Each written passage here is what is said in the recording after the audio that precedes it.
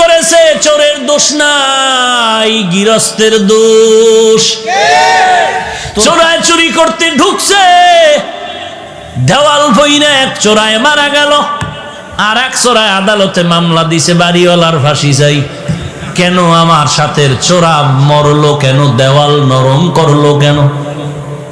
মহামান্য আদালত এমন মগা, মামলা আমলে নিয়ে ডাকছে বাড়িওয়ালারে, ডাইকা কয় তোর ফাঁসি হবে। কেন স্যার? কয় দুই চোরায় চুরি করতে ঢুকছে, এক চোরায় তোর দেওয়াল পরে মারা গেল, তুই দেওয়াল নরম করে উঠাইলি কেন? বাড়িওয়ালা কয় স্যার মাপ করবেন, আমার কোনো দোষ নাই, এই দেওয়াল আমি উঠাই না, রাজমিস্ত্রি উঠিয়েছে। মহামান্য আদালত কয় তুমিও খালাস। কই রাজমিস্ত্রির ডাক। স্যার বলে স্যার নাই, এক্ষুনি ফাঁসি। বলে কেন? কথা শুনেন, কি সমস্যা? বলে দেওয়াল নরম করে উঠাইলি কেন? বলে দেওয়াল উঠাইছি আমি, তবে নরম আমার কারণে হয় নাই, যেই যোগালি আমার এই সিমেন্ট মিলাই দিছে, পানি বেশি দিছে, নরম হয়ে গেছে, আমার কোনো দোষ নাই।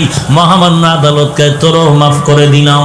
ধর যোগালি কই, এই তুই পানি নরম করে বালু দিলি কেন?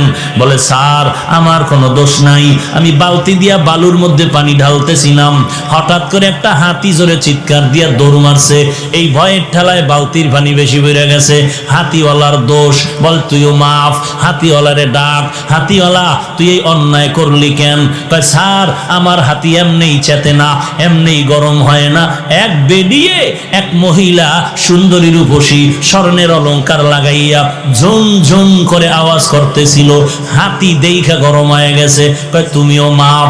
মহিলার ঝুনঝুনালারে ডাক, মহিলা ডাকছে, এই ম্যাডাম তোমার ফাঁসি হবে। বলেন কি ম্যাডামের ফাঁসি হবে? বলে হ্যাঁ।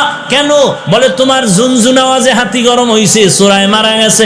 বলে আমার ঝুনঝুন আওয়াজ তো আমি বানাই নাই, এই দোষ সব স্বর্ণকারের। এই আওয়াজ কেন আমার দোষ? বানাইছে কে? স্বর্ণকার। তুমিও খালাস। স্বর্ণকার লাব্বাইক। কেন অস্ত্র বানাইলি এইভাবে আওয়াজ দেনেওয়ালা? স্বর্ণকার এবার তো কোনো দেয়ালে পেট থেকে গেল, এখন আর কোনো জবাব নাই। স্যার কিছু করার নাই, বানাইছি তো বানাইছি। বলে এখন তোর ফাঁসি হবে। বলে কই এর ফাঁসি আমার গলায় আসলো কেন? কি এর ফাঁসি? বলে পরে ফাঁসির পরে জানা যাবে, এখন ফাঁসি হবে, কোনো কথা নাই। কপাল